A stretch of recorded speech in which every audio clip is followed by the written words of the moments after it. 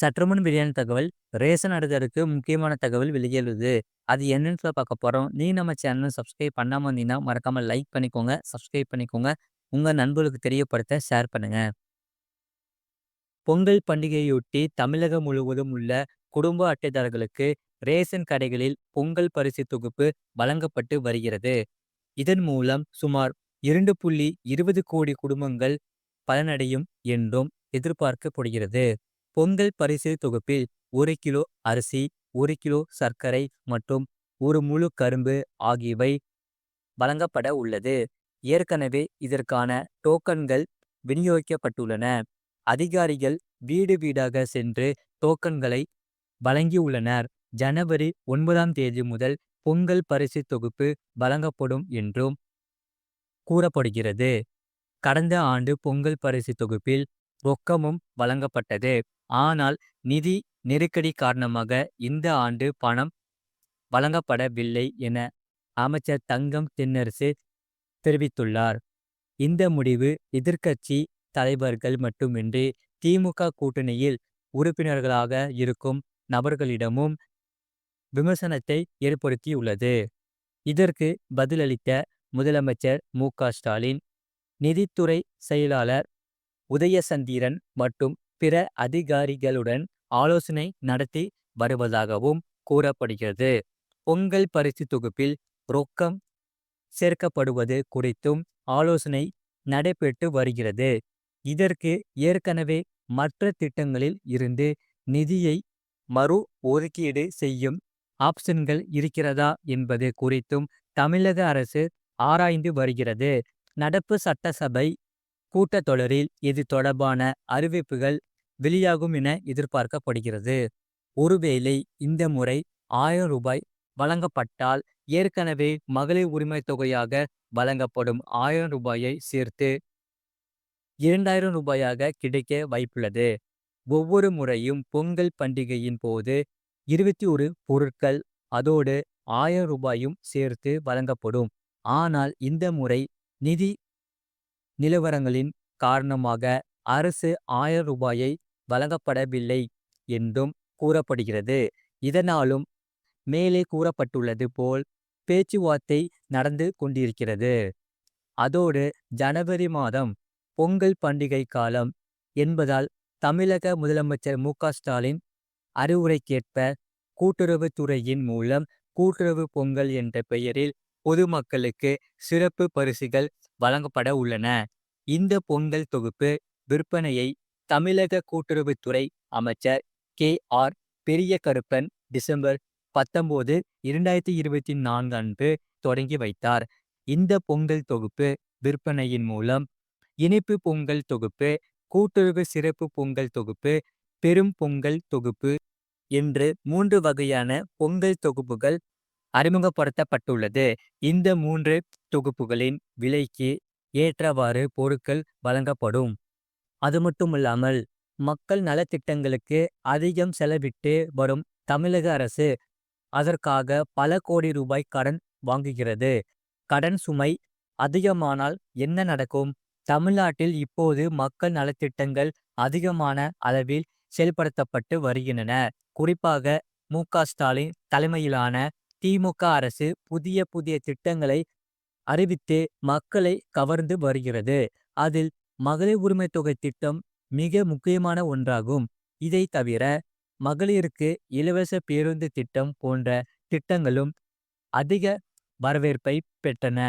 இது போன்ற மக்கள் நலத்திட்டங்களை செயல்படுத்த அரசுக்கு அதிகம் செலவாகும். தமிழ்நாடு உள்ளிட்ட மாநிலங்களுக்கு மக்கள் நலத்திட்டங்களை செயல்படுத்த மத்திய அரசிடமிருந்து நிதி கிடைக்கலாம்.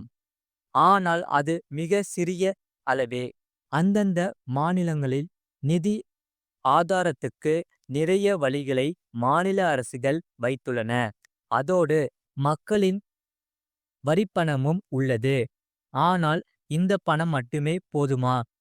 உதாரணமாக மகளிர் உரிமை தொகை திட்டத்தில் பெண்களுக்கு ஒவ்வொரு மாதமும் 1000 ரூபாய் வழங்கப்பட்டு வருகிறது. இந்த திட்டத்தில் பல கோடிகள் அரசுக்கு செலவாகும். இந்த பணம் எல்லாம் எங்கிருந்து வருகிறது? நம்மையே ஒரு உதாரணமாக எடுத்துக் கொள்ளுவோம். நாம் ஒவ்வொரு மாதமும் வாங்கும் சம்பளத்தை வைத்து மட்டுமே நம்முடைய செலவுகளை சமாளிக்க முடியுமா? பெரிய அளவில் தேவை ஏற்படும்போது வங்கிகளின் கடன் வாங்குகிறோம். பின்பு அதை திருப்பி செலுத்த படாதபாடு படுவோம். அனைவருமே தாங்கள் வாங்கிய கடனை சரியான முறையில் செலுத்திவிட முடியாது. அந்த கடனை வசூலிக்க வங்கிகளும் சிரமப்படும். மறுபுறம் பல ஆயிரம் கோடிகளை கடனாக வாங்கிட்டு பெறும் தொழிலதிபர்கள் சிலர் நாட்டை விட்டே ஓடிவிடுகின்றனர் ஓடிவிடுகின்றனர். அது ஒரு புறம் இருக்கட்டும். இவ்வாறு கடன் வாங்கிய காலத்தை ஓட்ட வேண்டியிருக்கிறது. இந்தியாவின் மிக பெரிய பணக்காரரான முகேஷ் அம்பானிக்கே பல ஆயிரம் கோடி கடன் சுமை உள்ளது. அதேபோல்தான் தமிழ்நாட்டிற்கும் கடன் சுமை உள்ளது. தமிழ்நாட்டிற்கு மட்டுமல்ல, அனைத்து மாநிலங்களுக்குமே கடன் சுமை இருக்கும். அதை சரிசெய்யும் அதே வேளையில் மக்கள் நலத்திட்டங்கள் மற்றும் இதர செலவுகளையும் சமாளிக்க வேண்டும். இதில் இன்னொரு பிரச்சினை என்னவென்றால், ஒரு ஆட்சியின் கீழ் பெரிய அளவில் கடன் வாங்கிவிட்டு அதன் பின்னர் ஆட்சி மாறிவிட்டால் அடுத்து வரும் அரசு இந்த கடன் சுமை குறித்து விளக்கம் கேட்கும். இது மக்களையும் பாதிக்கும். கடந்த ஆண்டு தமிழ்நாடு அரசின் பட்ஜெட் தாக்கலின் போது தமிழகத்தின் வருவாய், செலவுகள், கடன், வருவாய் பற்றாக்குறை போன்ற விவரங்கள் வெளியிடப்பட்டது. அதன்படி பார்த்தால் தமிழ்நாட்டின் மொத்த வருவாய் ரூபாய் 3,03,814 கோடியாகும். செலவுகள் ரூபாய் 4,12,504 கோடியாகும் இருந்தது. அதேபோல மொத்த வருவாயில் மாநிலத்தின் சொந்த வருவாய் 75.6% ஆகும். இதில் மீதமுள்ள வருவாய் மத்திய அரசின் வரி பங்கீடாகவும் திட்ட உதவிகளாகவும் உள்ளன. தமிழ்நாட்டின் செலவுகளை பொறுத்தவரையில் மாநில அரசு வாங்கிய கடனுக்காக வட்டியாக மட்டுமே ரூபாய் 63,772 கோடி செலவாகிறது. அதேபோல சுமார் 85,000 கோடி ஊதியத்திற்கும் ரூபாய் 37,664 கோடி ஓய்வூதியத்திற்கும் ரூபாய் 1,46,098 கோடி உதவித்தொகை மற்றும் மானியங்களாகவும் செலவிடப்படுகிறது. இதில் மூலதன செலவினங்களான ரூபாய் 47,681 கோடி செலவிடப்படுகிறது. தமிழ்நாட்டின் நிதி பற்றாக்குறையை பொறுத்தவரையில் சென்ற நிதியாண்டில் மாநிலத்தின் மொத்த உள்நாட்டு உற்பத்தியில் 3.45% இருந்தது. நடப்பு நிதியாண்டில் அது 3.44% குறையும் என்று மதிப்பிடப்பட்டுள்ளது. தமிழ்நாட்டின் கடன் சுமையை பொறுத்தவரையில் நடப்பு 2024 முதல் 2025 நிதியாண்டில் ஜனவரி முதல் மார்ச் காலாண்டில் மட்டும் தமிழக அரசு ரூபாய் 45,000 கோடி கடன் வாங்க திட்டமிட்டுள்ளதாக ரிசர்வ் வங்கி தெரிவித்துள்ளது. 2024 முதல் 2025 ஆண்டின் முதல் பாதியில் வளர்ச்சி பத்திரங்கள் மூலம் தமிழ்நாடு அரசு ரூபாய் 50,000 கோடி நிதி திரட்டியுள்ளது. அதேபோல வாங்கிய கடன்களை திருப்பி செலுத்திய பிறகு தமிழ்நாட்டின் மொத்த கடன் ரூபாய் 34,625 கோடியாக இருந்துள்ளது. தமிழ்நாட்டின் கடன் நிலுவைத் தொகையானது 2024 மார்ச் 31 நிலவரப்படி ரூபாய் 8,47,022.7 கோடியாகவும் 2025 ஆண்டின் மார்ச் 31 நிலவரப்படி ரூபாய் 9,55,690.5 கோடியாகவும் இருக்கும் என்று ரிசர்வ் வங்கி மதிப்பிட்டுள்ளது.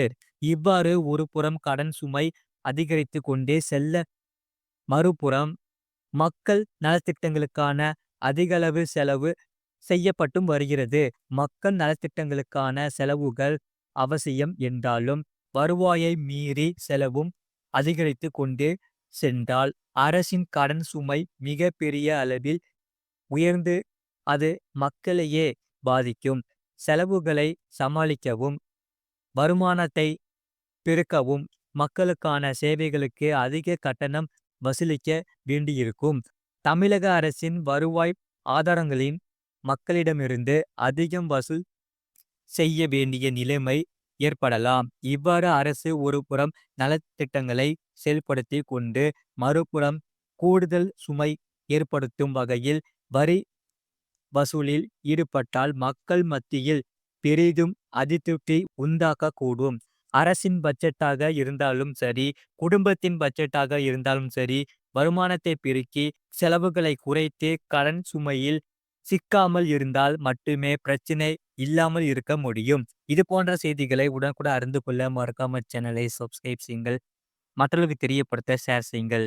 அதாவது ரைட் சைடு கீழே பார்த்தீங்கன்னா ப்ளூ கலர்ல ஒரு பாக்ஸ் இருக்கும். அதான் சப்ஸ்கிரைப் பட்டன். அதை நீங்க சப்ஸ்கிரைப் பண்ணிக்கோங்க. பக்கத்துல பெல் பட்டனையும் கிளிக் பண்ணிக்கோங்க. உங்க நண்பர்களுக்கு தெரியப்படுத்தி ஷேர் பண்ணிக்கோங்க.